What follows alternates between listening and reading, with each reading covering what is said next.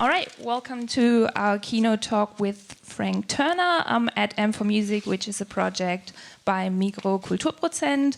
We'll talk for about 45 minutes, 50 minutes, and then we'll have some time for questions at the end. So, Frank, you're playing here tonight. Yes. Yes, and you have this thing where you keep like a running tally of how many shows you've played, so where we are tonight. Tonight is number 2048. Awesome. So why does it still matter to you? Like if it's 2,000, 3,000? Well, I mean, I started keeping the list just because of my OCD, and I wanted to be able to say what I'd done with my life. I mean, with the old band that I was in, which was a hardcore band called Million Dead, our drummer kept a list of all of our shows, and at the time I thought he was crazy. And then when the band broke up, I was really glad that he had, especially now, because that was 12 years ago now, and I couldn't remember anything about where we played if I didn't have that list. So I started keeping it like that. It's definitely acquired a life of its own since then. And like when we come up to 1,000, I was still pretty much the only person paying attention to it. But when it came up to 2,000, everybody was asking, "Where's it going to be? Where's show 2,000 going to be?" So yeah, it's a monster out of my control now. There are people with show numbers tattooed on them and stuff like that these days. So. Yeah, I mean, it's cool, it's fun. It's nice to be able to see what I've done. There was a time in my life when there was a bit of bravado involved in it, and I was definitely engaged in an arms race with myself to tour as much as possible. But partly I read about the old blues players who played more shows than anyone will ever play ever, so there's no point in trying to compete.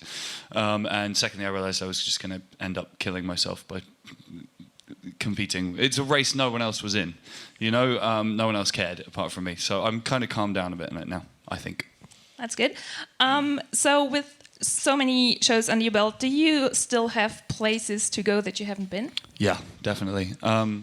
I mean, the short answer to that is anywhere I haven't been. I love going to new places. Up to yesterday, I was doing a tour of France, which is a country I haven't toured very much for no particularly good reason. So we went to a lot of places I'd never been before. But the main one for me is South America. I've never been, and I get lots and lots of communication from crazy South American fans. So there's people who want me to go. So we're working on that too. And one sort of new to you place that you recently went to was Sierra Leone. You went there with a charity. Yes. And you kind of traveled around for a bit. You met people, saw how they lived, and actually played a little music as well. And you wrote a blog about it, and you said that you were kind of conflicted about going at first because you didn't want to fall into this, I think you called it like the Bono trap. Yeah, the Bono trap, yeah. I should contextualise that. I've had a lot of long discussions about Bono since making that comment. And obviously Bono's unquestionably a force for good in the world. He could be a little bit less up his own arse while he does it, but anyway. No, but you know, I think he's done good things for the world, and kudos to him for that. I mean, I think the thing is, the other sort of way I put it was there's a film called Get Him to the Greek, which features Russell Brand playing like the stereotypical self-important musician, and I didn't want to be that guy. And the charity that I went out with, they're called Way Out Arts, and they have a studio and they do music lessons and music production for street kids in Sierra Leone. And you know, on paper, there was part of me before I went that was kind of wondering, I mean, do people in the poorest slums in the world need guitar lessons? I mean, is that a thing? But of course, you know, I wanted to defer to the charity involved because they're out there doing it. So obviously they know more about it than I do, or indeed anyone on Twitter. And then when I got there, I saw what they do, and it's absolutely incredible what they do. And it was really energizing for me to sort of see something I could help with. And it was also, it was pleasantly humbling as well, because my being there didn't really have anything to do with my career as such. It was the fact that I was, you know, I could spread awareness and raise funds and that kind of thing. That mattered. But it's like, you know, I played 4 shows in slums and nobody knew the songs. You know what I mean? It's not like there was a sing-along. But everybody kind of appreciated it, I think, and the work that they're doing is amazing, and I want to try and help with that. That's sort of the other kind of trap one could fall into, though, this sort of using that kind of experience as like inspiration point. Yeah, I mean, you know, I'm not sure whether I need to suddenly write songs about Sierra Leone I mean, I collaborated on 4 songs with local artists, which was a wonderful thing to do. It was really quite hard. There's a rapper called Mash P, who is a former child soldier who has just this utterly horrific life story, and he'd written a song called After the Jungle, which was all about how his family viciously rejected him when he escaped from the RUF rebel group. And he had the chorus and he had some verses, and he was like, now I want you to do a verse. And I was like, oh my God, what do I have to say? I know nothing about being a child soldier. It was quite difficult to find an angle that wasn't either meaningless or pretentious, you know? I mean, I like to think I succeeded, but that's not for me to judge. Do you think it helps though that I mean, even if you weren't there as Frank Turner, the famous musician, you were still there as a musician and not just as a tourist? I think that's the thing. And like, you know, when we were in, because the first day we spent at the sort of studio headquarters that they've set up there, but then the second and third day we were in these gully side, they call it, these just utterly heartbreakingly poor places, and everybody was just so stoked that we were there, and particularly the young kids, and we were spreading word about what it is that Way Out do. And one of the things that all of the people at Way Out told me was that what Way Out do is they treat them as individuals. A lot of aid agencies just sort of process numbers on spreadsheets, and that's still a good thing to do. I'm not criticizing that, but these are homeless kids from Sierra Leone. They were like, it's the first place I've been where they ask about us and who we are and what we want to do, and we get to express ourselves. And they also feed them and they house some of them as well and that kind of thing. But yeah, I mean, you know, Hazel, the woman who runs it, messaged me afterwards and said that, like, since I've been, they've had loads of new sign-ups from slum kids coming in, getting involved. I think with a lot of them, they sort of thought that they were not allowed. They were kind of too poor or something to be involved in a program like that, and they came in, and that's a good thing to hear. So you're going to go back? Definitely. I really, really want to go back. I mean, part of the thing is, like, we went to a refugee camp called Kisi Town, and they were just said nobody's been there, nobody of any kind, no NGOs, no charity groups, no one's been there for 4 years. And the kind of elder of the camp was like, please come back. And I went, I promise. And then immediately was like, damn, okay, now I actually have to do that. So, yeah, I'm trying to work out when I can go there again.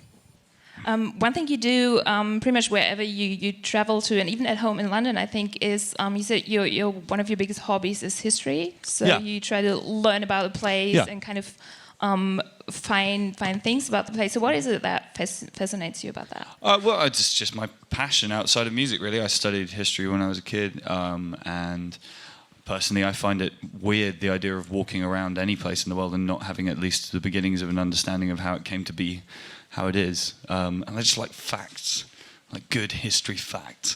So I read a couple of books in Sierra Leone before I went there. And when I'm at home in London, I walk around looking at old buildings a lot. It's great. It's so punk. Do you end up in a lot of touristy places then? Sorry? Do you end up in a lot of tourists? Yeah, I mean, yes, if it's the first time I've been somewhere, places that are tourist places are usually that because they're worth seeing, you know. But it's cool to try and find more obscure stuff if you've got the time.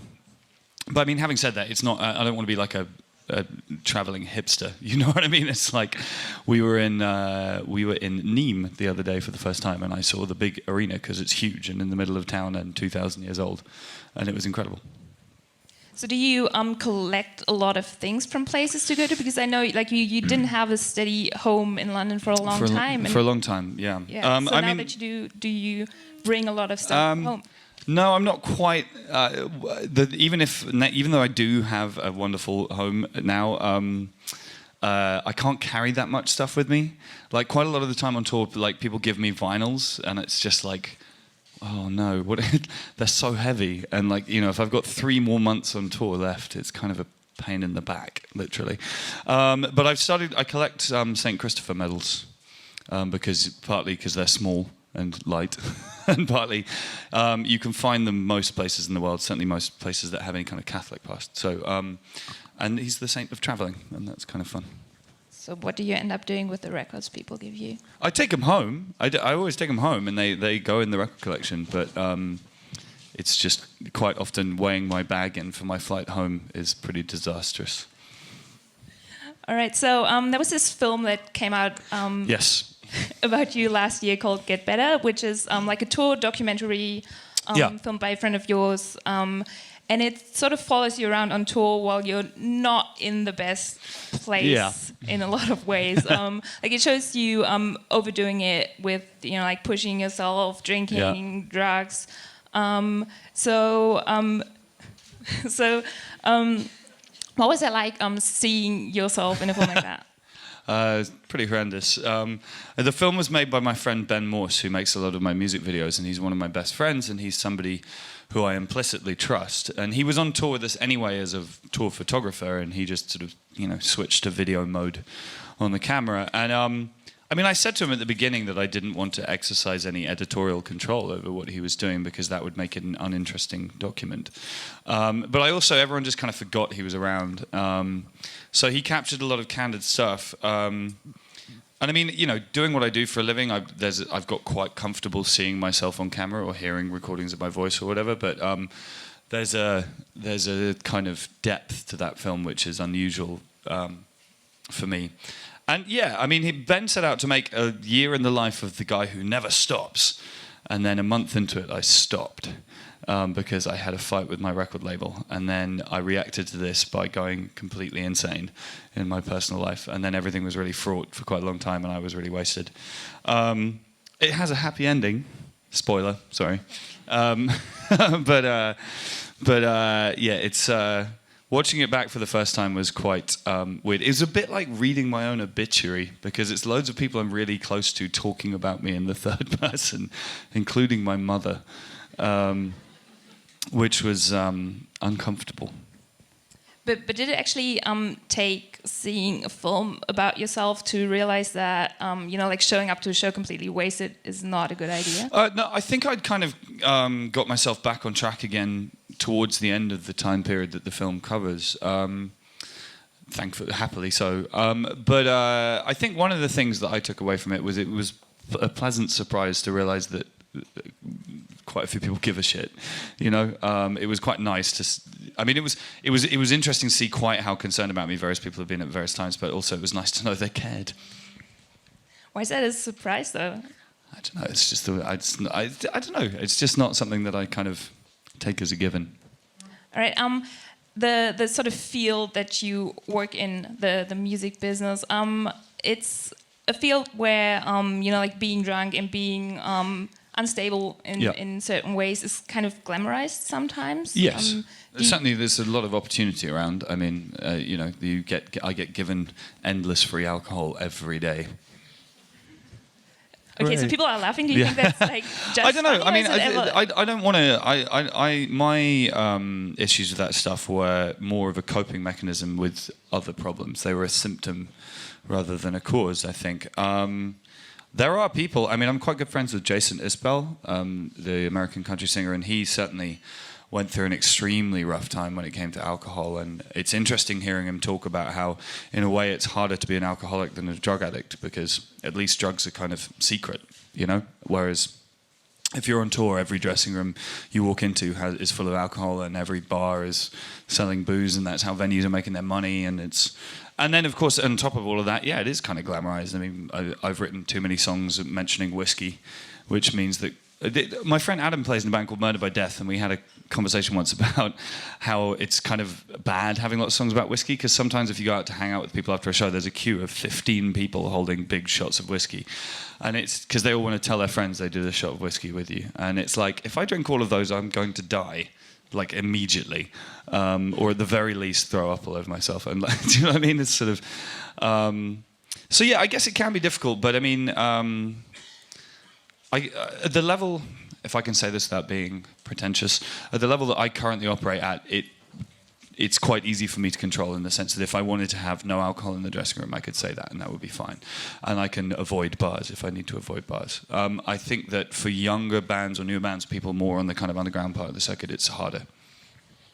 I mean, you've played in hardcore bands before, but you never were like interested in the straight edge. I was straight edge for 4 years. Oh, you were? When I was between 16 and 20 or 21. I always feel the need to say this at this point. I wasn't one of those idiots who went straight edge having never had a drink before. I was very happily indulging in drink and drugs as a teenager, and then I discovered Minor Threat and Earth Crisis, and everything made sense. for a time. I mean, I don't know. I think that it's kind of a cliche, the former straight edge guy who drinks too much. You know what I mean? And I think it's more about having an extreme personality than anything else. It's interesting that you say that the sort of problem with drugs is that they're secret. Like it's not something that's like out in the open. And you've also said that you're not completely opposed to them still, like even though you used to overdo it. So do you think it's difficult to find like a good balance? I think some people find it difficult to find a good balance, and I think that we should do everything we can to help those people. But I mean, for the record, politically, first of all, I don't see any philosophical or moral arguments for the government controlling what people choose to do themselves. And secondly, it's an obvious fact that the war on drugs has been a gigantic failure. There was a wonderful Onion headline a few years ago that said, "Drugs win the war on drugs," which is just true. I mean, I don't know anybody who wants to do drugs in London who isn't currently doing them. Do you know what I mean? Like, I mean, the secret part of it, we're talking about drugs now, the secret part of it is a problem as well, I think, because I think a large part of the reason why a lot of people do drugs is because it's kind of cool to know how to get them. Do you know what I mean? You're at a house party and you're like, yeah, I know a guy. I got some digits.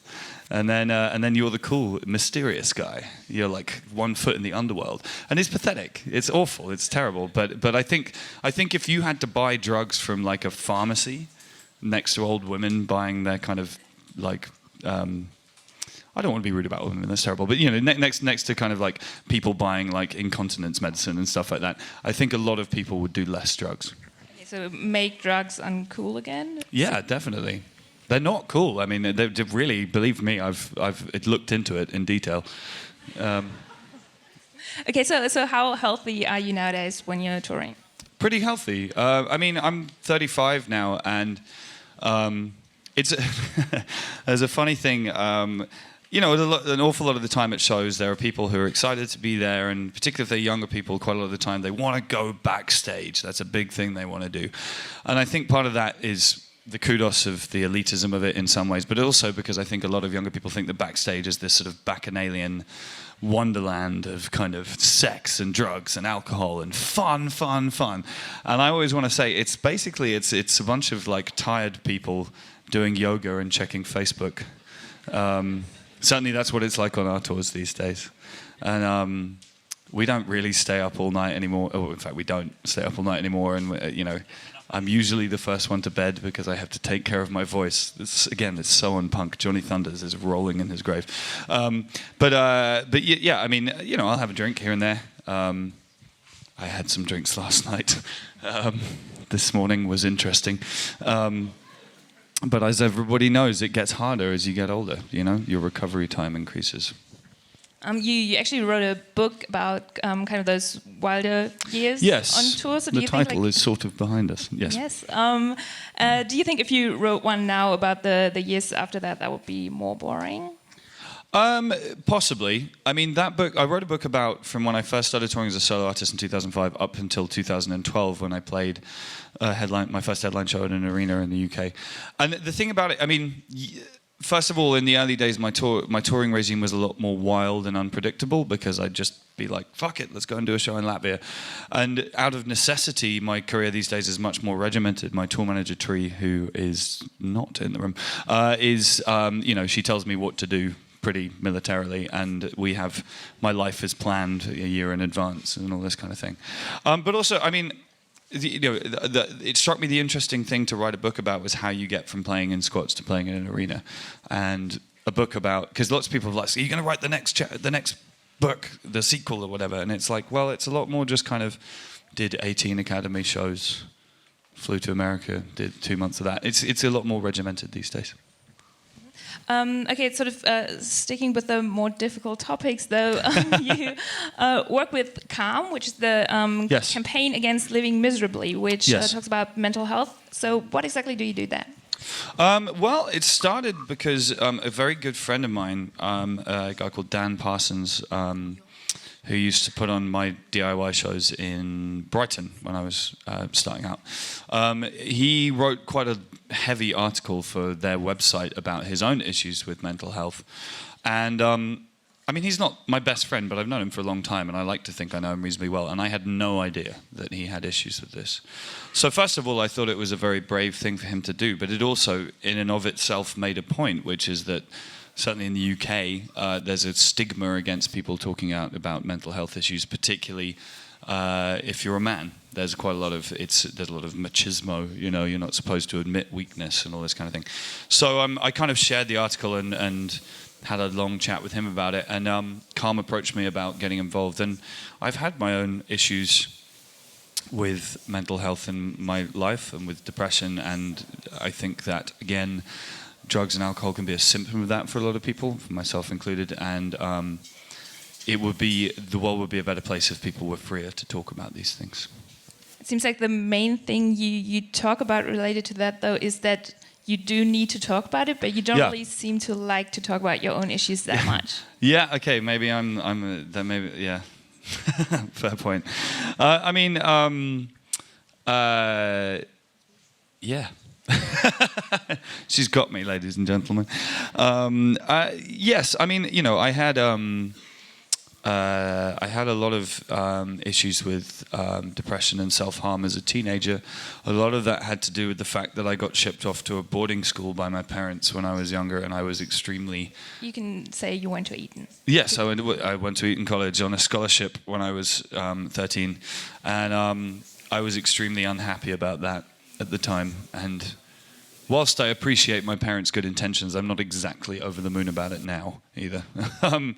And I just kind of hated everybody I was at school with. They hated me too, so we got along just fine. But yeah, it was an extremely confusing and angry time for me in my life. And there were some very dark moments in there for me. And then, I mean, as I've got older, I mean, there was a period of time around the end of Million Dead, my old band, when I was unhappy. My parents' marriage ended in an extremely catastrophic way. And yeah, so there have been times in my life. And are those experiences part of the reason why you turned to punk and to music, where sort of like the only regimentation you have is like your tour manager? Yeah, I think so. I mean, certainly punk rock was my life raft as a teenager. In particular, it's Joe Strummer from The Clash, because he also got sent to boarding school when he was a kid, and the fact that he survived that experience and didn't turn into a complete prick was very inspirational to me. So I kind of read everything and listened to everything that I could about him. Plus, also, I mean, you know, I was a teenager who didn't fit, who was pissed off at the world, and that's what punk rock is for in the first instance, you know. And the sense of community around punk rock, when punk rock is at its best. When was that? Well, no, I'm not sure that I'm talking about a specific period of time, but I mean, punk can be a sort of bitchy, elitist thing, and punk can be a very welcoming community thing. And I certainly found a kind of community space in the London hardcore scene that was very important to me as a kid, and I figured out how to abscond from my school and run away in the middle of the night and go to squat shows, and it was great. So yeah, you know, that punk rock's, and I mean, and then music more broadly. Yeah, I mean, like, you know, music is my therapy, my catharsis, both listening to it and making it. You said you looked up to Joe Strummer. Yeah. And working with Calm, you say that one important thing is to find somebody you can talk to about the issues you have. So do you find a lot of people seeing that someone in you? Because you're out there with your music and they can maybe relate to that? Yes, sometimes. I have my email addresses on my website, and I mean, that's a sort of Henry Rollins complex on my part, incidentally. I emailed Henry when I was like 15, he wrote back, and I'm still talking about that 20 years later, so it seems like a good thing to do. But I mean, it can get a little heavy. I do sometimes get people sending me slightly cry for help kind of emails, and that's a difficult one for me, because on the one hand, I don't want to reject anybody in that situation, particularly given everything I've just said, but I'm also not a qualified like mental health specialist, so I try and sort of talk about it, tell them to stick around, and try and find kind of resources of people that they can communicate with. I think one of the things for me on that level is that like a big breakthrough for me was I finally talked to a friend of mine about self-harm when I was in my early 20s, and I was kind of staggered that he was compassionate and interested and didn't think that it was petty or ridiculous or disgusting, you know, and obviously in hindsight, it's kind of dumb that I thought that he would think it was that. But I mean, I think that's part of the whole issue. And so that's the thing I try and say to people is that you'd be surprised how much people around you want to help more than you think they do. But even if, obviously there are people in the world who believe correctly they may not have friends or family they can talk to, but then that's why groups like Calm exist, is to provide outlets for people to talk about it. So yeah, kind of like the savior, not the white savior in that case, but like the. No, well that's the thing. I don't want to like. I can't like mentor people I don't know, and but hopefully I can help them by pointing them in the right direction. You said before you do have a lot of songs that kind of talk about like blacking out in places, yeah. and being racist. So do you ever feel responsible about that? Like if there may be people in the audience who might take that the wrong way? Yes and no. I mean, on the one hand, my instinctive answer to that is that everybody's responsible for their own actions, and secondly, like my responsibility to my art is honesty. Having thought about this for quite a long time, I don't think that's actually the complete answer to that question. But I mean, I don't write about drugs and alcohol in a way that celebrates them when I do write about them. Or at least I hope. I mean, it's certainly definitely not intended that way. I have a friend called Jay who goes under the name Beans on Toast, and he had a song called MDM Amazing, which was obviously not an anti-drug song. But he had an interesting thing where he met a kid at one of his shows who was high as fuck, who was just like, man, that song's incredible, I'm so wasted. And he had a real kind of moment of uncertainty. And he wrote another song about that incident. So it can be an issue, I suppose. But like I say, I think that I guess, believe that my first duty is towards my art. And do you think your music changes depending on like how much of a suffering artist you are? Yeah, I'm not sure how much of the suffering artist thing is actually meaningful because, I mean, I think there are times, but I mean, I think that if all art was just about being unhappy, it wouldn't be particularly interesting. And art is a much bigger concept than that to me. And also I think that ignores the fact that to be a good artist you also have to be a craftsman, you know what I mean, or craftsperson I should say. You have to it's about a lot more than just kind of like weeping on a chaise longue in a toga or something, you know what I mean.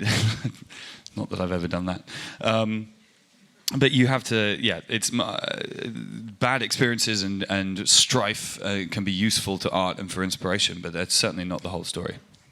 And do you ever find it difficult? I mean, the film that came out was about you touring. The book you wrote was about that. So, and a lot of songs are actually about like experiences you had on tour. So, do you find it difficult to find topics for your songs that are not about being a musician? Yeah, this is something I worry about actually. I think that it's what I think of as the Streets' third album trap.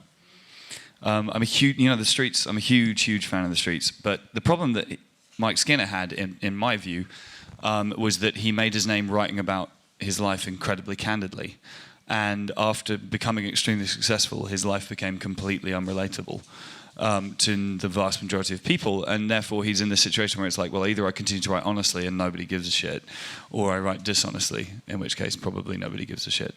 And it's a difficult trap. I mean, I'm not successful on the level that he was, but... pretty much all bands who get successful second album is about touring, and I think every band's allowed one album about touring. I think that's okay.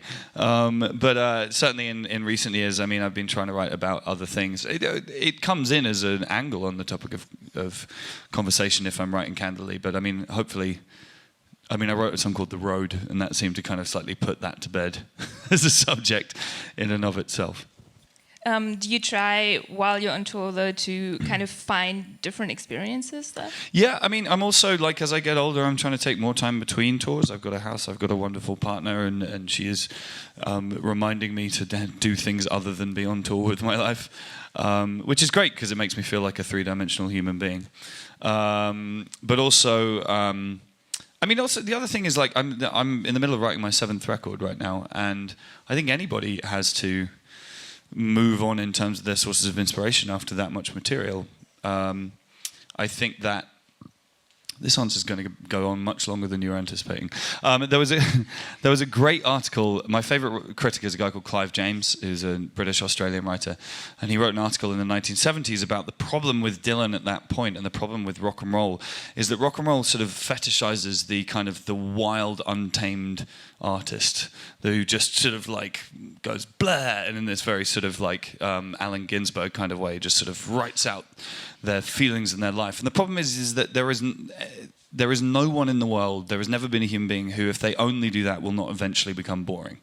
And to be a serious artist over a long period of time, you have to find a method of systematizing your inspiration. You have to find the craft behind inspiration, because otherwise you're just going to repeat yourself. And that's true of everybody from Bob Dylan on down. And that's certainly something I've run up against. I mean, I've just written 2 records about my personal life, which I'm now finished writing about. Thank you very much.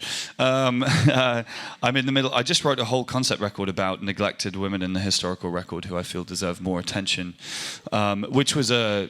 Thank you.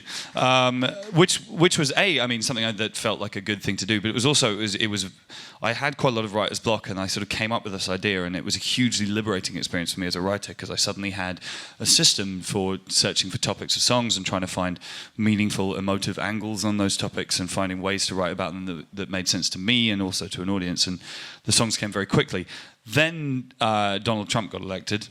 And suddenly it felt like releasing an album about that right now was not quite the right move. So I've started writing a more political orientated record right now. I'm going to do the record about women in history after that. That's definitely still happening. But I'm kind of furious about politics again for the first time in ages. So I'm writing about that. That's good, because I was told you don't like to talk about politics. I didn't for a long time, for a lot of reasons. Partly it had to do with me, in my slightly naive way, getting myself into quite a lot of trouble with various people by mouthing off when drunk in interviews. Secondly, it had quite a lot to do with the fact that I have what are, for the British music scene, slightly unconventional politics. And I'm fucking bored of people who go, we want to hear political songs, and then you sing even one syllable they disagree with, and then you're a fascist, apparently. Fucking twats. But also, thirdly, I mean, you can't just decide to. I don't think you can just decide to write about something and write about it. I reached a point where I felt that I didn't have. I couldn't articulate any sort of political statement in a way that made it song-worthy to me for a long time. I just couldn't. It was a dead end for me creatively for a long time. And with the way that the world is changing, and particularly the way the world changed last year, I suddenly found a route towards songwriting in a political vein again for the first time in a long time. And it's quite liberating. It's quite scary as well. The first new song that you put out, Sand in the Gears, is about that. I think the line is, can't I just spend the next 4 years at a punk show? Yes. Well, that's the open. That's where the song begins, but it finishes somewhere slightly more adult than that, hopefully. But yeah, I mean, that's the thing. When I say writing political music, I mean, I'm not writing a Rage Against the Machine album, you know? It's more, I'm interested in that kind of, particularly the kind of like British post-punk in the 1980s, that kind of Echo and the Bunnymen sort of vibe, or even the Specials, that sort of like lingering sense of dread and discomfort, more than like, here are my programs for American healthcare, or whatever, because that doesn't make a good song. Okay, I'm interested in the what is it, like historical women's album though, and you say you had to systemize your inspiration. Yeah, I think is what you said. So how did you do that? Like, did you just go on Wikipedia and like get a list of women, or like what kind of? Well, it started because I just had a few songs that felt like they were in the same area. I wrote a song about Sisiani, who was an unknown suicide in the Seine in the 1890s, and her death mask was used to make the face of resuscitation dolls, who is all still called Annie to this day after her. And there's a sort of romanticism in because apparently she was a 60-year-old virgin who'd killed herself over a failed romance, and the idea of the woman who'd never been kissed is now the most kissed person in history. And there's a song in that, you know what I mean? So I started with that, and then I was reading a book about vaudeville in the American West, and there was a woman called Dora Hand who was sleeping with the sheriff of Dodge City and sort of mucking around with the local outlaw as well. And the outlaw went to shoot the sheriff and accidentally shot her, and then handed himself in because he was so heartbroken. But she'd become wildly famous in Dodge City as a great singer, and she'd given all her money away to the poor, and her funeral was the biggest event in the history of Dodge City. And it later transpired that she was actually a opera singer on the run from Boston. So and all of which, again, is like, there's a good story. And I had a few like this, and it struck me that this was a concept album. My God, I'm turning into Rush. But yeah, so I started, and then I started trying to read up and find more stories. I was reading about Nika Rothschild, who was a jazz scion in the 1950s. And then I asked around some friends. I asked some of my more sort of knowledgeable historical friends. My friend Chara, who's Swiss actually, she's from Zurich, is a history nerd and a militant feminist, and I asked her if she had any ideas for song subjects. She went, "Jesus Christ, yes!" and sent me a list of about 100 women. And I was like, okay, to Wikipedia. The thing is, you can't. There has to be an angle. You have to find something to say. And one of the songs, I wrote a song about a woman called Nanny Doss, who was an American serial killer, because I didn't want it all just to be kind of angels, you know what I mean? I wanted to have a full cast of characters. Okay, so you have friends who are militant feminists. You say that a problem with the music culture is that there's too much toxic masculinity. Not your words, but I'm putting that in your mouth now. Yeah. So do you see yourself as a feminist? Yes, I suppose so. In the normal definition of the term, in believing in equality between genders, then yeah, definitely, obviously. The issue that I have with all of this is that growing up as a teenager in the London hardcore scene, which was incredibly male dominated, I just have this memory of endless kind of zine discussions about women in the scene, and every single participant in the discussion was a man, and I was not kind of naive and not naive enough at the time not to notice that was fucking ridiculous. And it's like I would gladly see much more female engagement on all parts of the music industry, creatively, behind the scenes, where we want to see it. I'm not entirely sure, other than when I had the opportunity to try and be egalitarian in my choice to support acts, for example. I'm not entirely sure, other than getting out of the way, what more I do about that. Do you know what I mean? I'm not the person who should lead that conversation. You actually did do something, though. You wrote a blog post after, I don't know what show it was, a couple of women were harassed at one of your shows. Yeah. Well, there's a group called Safe Gigs for Women who take all the credit here. But it's a woman called Tracy who got in touch with me, and originally it was just a blog that was sort of detailing instances of harassment and at shows, and one of them was at one of my shows, and I guess quite naively had sort of thought or maybe hoped that wasn't an issue. I worked quite hard to build a kind of safe, welcoming environment in my shows, and I was surprised and kind of outraged that someone would do that at my shows and maybe want to locate the man in question and fucking headbutt him or something. I don't know, that's not helpful, but and then got talking to Tracy, and she sort of set up an activist group called Safe Gigs for Women that's about just sort of bringing this topic out into the open, because as I have now discovered, pretty much every woman I know has had at least some instance of this if they're a regular gig goer, and that's horrifying to me, and it also makes me feel like an idiot for not knowing that beforehand. So the idea is to kind of spread awareness about that. And if the new album you're putting out is not your raging feminist album, and it's I don't want to say that the Women in History record is unimportant. It's very important to me, and I'm really excited to get it out. But I feel like I feel kind of driven to respond to slightly more specifically to what's happening in the world right now. So what are some of those things? If it's not about just avoiding things by going to punk shows. Well, I don't know. It's interesting. I think that.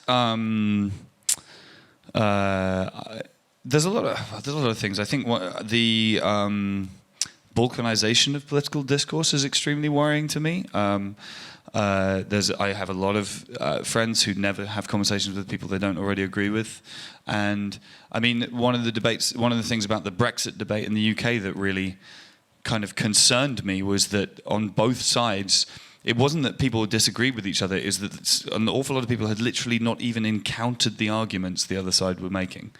And that's not a discussion, that's not a debate. And I'm a militant centrist in my politics, I would say. I mean, within that, I would consider myself a radical libertarian as well. But I mean, I'm certainly trying to be as centrist as I possibly can. And I think that if the centre ground in politics gets deserted, then at some point the only recourse is violence, and that's something that I would like to avoid, please.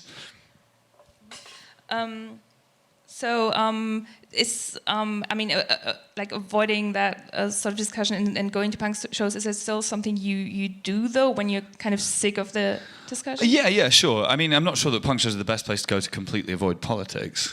But I mean, you know, the line in the song is just, the song hopefully over the course of 3.5 minutes evolves from a piece of escapism into some sort of program for doing something, or at least feeling energized to try and find solutions to our problems. It's very tempting to just say, I wish I could be in the pit for a sick of it all show for 4 years, although that would get very tiring after a while. But I think that, I mean, partly the song grew out of a bit of a spiel I was saying at some of my American live shows last summer, and indeed at the beginning of this year, which is that, punk rock isn't going to save the world on its own. You know, and if your solution to Trump's America is only to go to more punk shows, then I think you've slightly missed the point about what needs doing. The conversation needs to be broadened beyond that.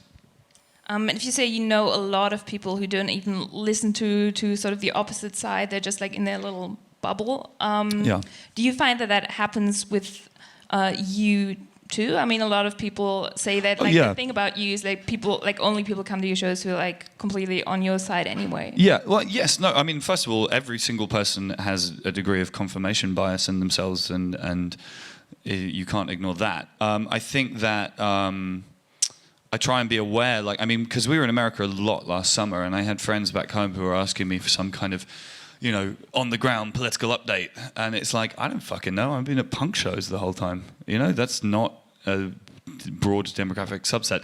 Having said that, I was quite surprised to see we were opening for Flogging Molly on an arena tour. They're massive shows. There was a sizable Trump subset at those shows, which was. And I mean, I think one of the things I find interesting about Trump is I think that he's pretty incomprehensible to the European mindset. And I think that the problem that, I mean, I'm talking broadly here, but I think the problem a lot of people in Europe and in the UK have is that he's just a fucking joke. It's just like, really? No, not him. He's an obvious twat. Whereas I think that he's still extreme within the context of American political discourse, but he's more within the tent than he is from our point of view. And I think that's something that I'm not saying that we need to normalize that or accept that, but I think that you can't really have a conversation about it unless you're trying to understand it. And being the traveler that you are you at all worried about that changing, like the way you're able to travel in the future? I mean, you have a British passport, you go to the States a lot. Yeah, I am. I mean, I should say that the Obama administration made it radically harder to tour America quite deliberately as a form of policy. So it's a bipartisan issue from my professional point of view. I'm extremely worried about Trump saying that he wants to close the American sort of borders in a protectionist kind of way, and when it comes to the economy, I think that's disastrous for the world. I'm worried about what happens after Brexit in terms of my ability to tour in Europe. I mean, I'm hoping it's going to be okay because I tour here a lot and I love touring here a lot. And I have no intention of changing that, but we'll see. Okay, so we're going to open the floor for questions. Does anyone have a question for Frank? Don't be shy, I don't bite. There we go. Yeah. There's a microphone just... Okay. Could you tell us a bit more about Sierra Leone? Did you feel safe while you were there? There were some moments when I didn't, and I actually, in hindsight, felt a little bad about that because actually the Way Out crew were extremely attentive to our security while we were there. You know what I mean? There was a moment when we were going into one of the slums where we'd had sort of police and local community clearance to go in there, but apparently it's not all that clear who's in charge down there because we were 4 white people walking in with a crew of the Way Out guys, but with some video cameras and stuff, and a bunch of guys came like storming out of a hut and were like, there was a lot of chest bumping and shouting going on, and I had a moment of being like, man, I'm fucked if this goes south, you know what I mean? I'm far away from any sort of safety blanket, you know. But I mean, partly it's like there is definitely a culture there that everybody likes a good shouting match, and I realized this when this argument was going on here, and there was a random guy who just walked past and saw some people arguing and went, "Ooh," and came running over and just started shouting at everybody. And it was like, you don't even know who anybody in this conversation is. What are you doing? But I mean, that's in terms of actual, you know, basic personal security. I mean, it was. I felt pretty insecure, like in terms of my kind of worldview, I suppose, being there. I mean, it's such a sort of cliched thing to do, but the privilege of being born and raised in the developed world becomes extremely apparent in a very stark way when you're in a slum in Freetown. You know what I mean? And that was, I mean, you know, one of the sort of urges I had coming back from there was to sell everything I own and return to Freetown with wads full of cash and just sort of throw them at people. I'm not dumb enough to think that that's a solution. I also haven't yet formulated a 100% watertight argument against doing that. You know what I mean? It's like, it's seeing inequality that starkly is extremely galling, upsetting.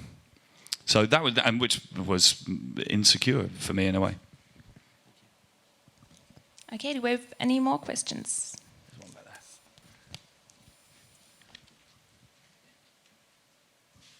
Hello.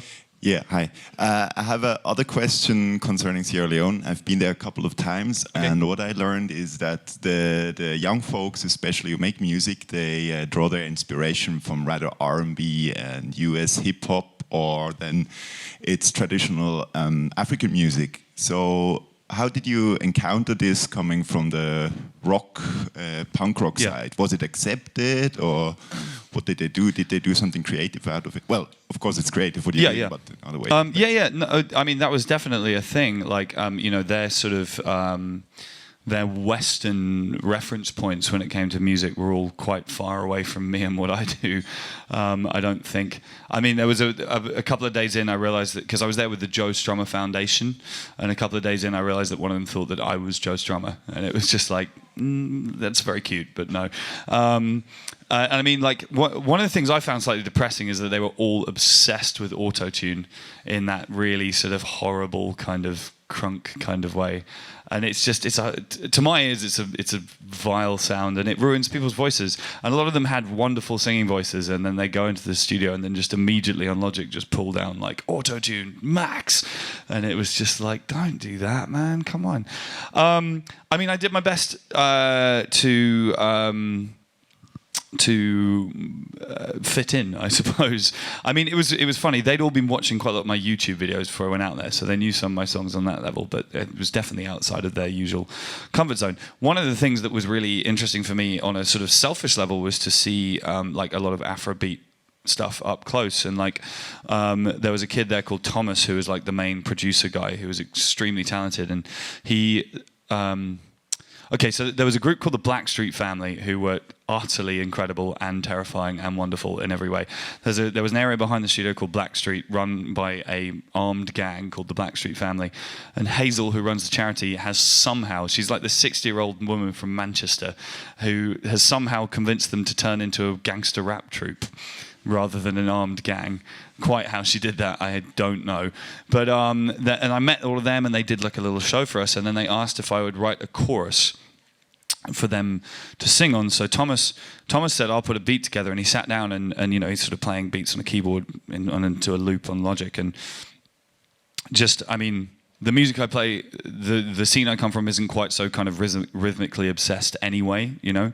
But it was just like he was just doing shit. I had no understanding of what he was doing until I'd heard it like 20 times, and it was just like, huh. So he was that, and that was wonderful for me to see up close. And then so I wrote a kind of sort of reggae-ish, I guess, Clash-ish. That's very hard to say. Clash-ish chorus, and then they rapped on the verses, and they're still working on it now. But they're going to send it to me when it's done. But yeah, I definitely, you know, I wasn't playing like D-beat hardcore while I was out there. You know what I mean? I'm not sure that would have gone over too well. Any more questions? Got one right here in front. I thought I would change the topic from Sierra Leone to tattoos. Okay. I know they're important to you, so I was just wondering what's the most recent tattoo you got, and or have you ever gotten one in Zurich or Switzerland? I've not got one in Zurich. If you've got any recommendations for anywhere that's open late, let me know. I could be persuaded. I mean, tattoos. I mean, part of it is just a cultural thing with punk rock. I mean, most of the people in bands I like have tattoos when I was growing up, and I wanted to get a tattoo. I mean, you can read a bit more philosophy into it than that. I mean, if punk rock is self-definition, which it is to me, that's the most basic way of explaining what it is it's an aggressive choice to define yourself and the kind of person you are and what you stand for and what you do and what you believe in. And if tattoos are a physical manifestation of that, I wasn't born looking like this. I mean, actually, when you put it that way, Henry Rollins' weightlifting makes sense to me as well, because he's essentially self-creating. But yeah, so, and like, I know tattoos are a lot more kind of socially acceptable than they used to be, but I still like the idea that they, to a degree, mark you with a kind of slightly outsider status. Do you know what I mean? I've been, my wonderful partner has banned me from getting my neck tattooed. So there's that. I'm not allowed to get. I'm not going to get my neck tattooed. I promise. But there, it's in public now. But yeah, you know, I like having tattoos on my hands. It's kind of fun. The other thing is, after a certain point in time, they become. I think the way I explain it to my mum is, I say, there's stickers on a suitcase.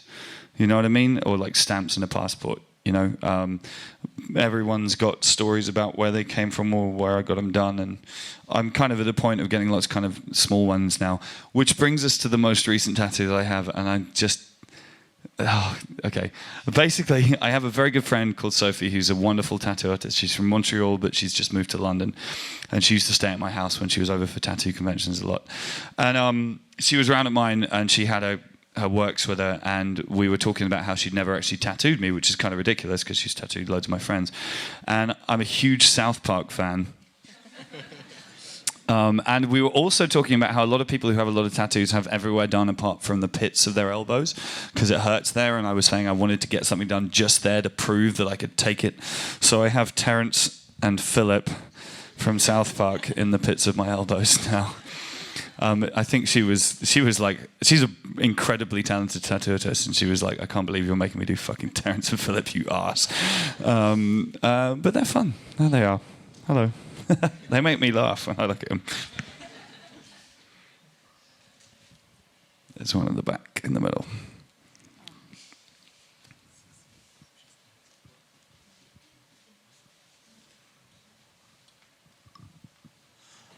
Obviously, you have a lot to do in your daily life, and my question would rather go to your partner than to you. And I wonder how much do you have to give up yourself to be able to have a relationship with a musician that travels a lot, and how can you make it possible, or what do you do, Frank, to keep that alive? Like, well, okay, I mean, on the one hand, it's not quite my place to answer the question directly, but secondly, she'd murder me, I suspect, if I tried to give her the microphone right now.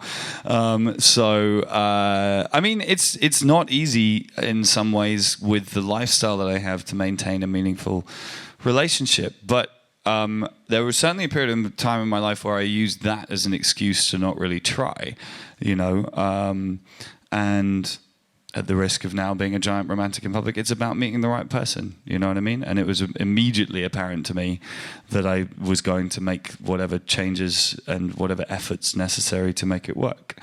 And we do okay. Yeah, okay. We're going to have some interesting conversations after this talk is done. But yeah, I mean, you know, we try and take more time in between tours now to go home. You know, I just sort of try and live a little bit more kind of civilized, humane kind of life, but which is good in and of itself anyway. And then she comes with me sometimes. Anyway, let's change the subject. Okay, I see. We got this is my friend Sam Duckworth at the back here. Apparently has a question. Sam is on tour with me right now. I don't know the Wi-Fi code. That's usually the first question anybody on tour asks these days. I just thought it was interesting when you guys were talking earlier, and I've always wanted to ask you, do you think that the miscomprehension of your educational background and kind of where you've come from in your life has taken away from all the other great stuff that you've done? Do you know what I mean? In terms of creating safe spaces and helpful environments, do you think that there's a judgmental air from the British scene in particular that misunderstands you? Yes, definitely. Although, hopefully, as time goes by, I kind of care less. I think, and I mean, it's one of the things that's very refreshing about touring in Europe and America is that people are fucking mature enough to not care about that stuff. I mean, for me, the guiding principle in life is that, like, any judgment anyone passes on anybody else has to be over things over which that person has agency. Do you know what I mean? I had absolutely no fucking choice about where I was educated, who I was born to, or any of that kind of shit. You can judge me on the choices I've made since then, and for the record, I ran away and joined the circus as fast as I fucking could. You and I met when I was touring A Million Dead. You know, it's funny, like, there's just a certain corner of the British scene, and both politically and musically, who want to hate people based on their parents' occupation or on their schooling. And I the older I get, the more I just think that's kind of self-condemnatory in a way. It's just like, people ask me where I went to school. It's like, I'm 35. I don't think about school very much. It was fucking ages ago. You know what I mean? I mean, there's part of me that suspects on the British scene, and I say this carefully because I don't think being prejudiced against people who are privately educated is like the last acceptable prejudice. And I think it's a wonderful thing that homophobia and racism, sexism, which are all infinitely more serious, are now generally speaking taboo certainly in the British music scene. But there's a part of me that feels like a lot of the people who spit visceral hatred at the privately educated would probably spit visceral hatred at somebody in some form in their life. And they've just found one that they're allowed to indulge socially. So that's what they do. And I can't help think that those people might have joined certain other organisations if born in other points in history. To be fucking blunt. Okay, I think we have time for one final question. Anyone? Nope. Okay. Do you have a last question for me? I do not, and I'm really glad we made it through this whole thing without telling people you ripped your pants today. So. Oh, yeah. Yeah, so there's a horrible... I've been sitting like this for a reason. Thanks. I have to buy some more before the gig, otherwise it's going to be interesting. But thank you, that was fun. You're welcome. And thank you guys for listening. Yeah, thank you all for coming. We'll all see you at the show tonight. Yeah, hopefully see you tonight. Thank you, Frank Turner. Awesome. Thank you. Thank you. That was fun.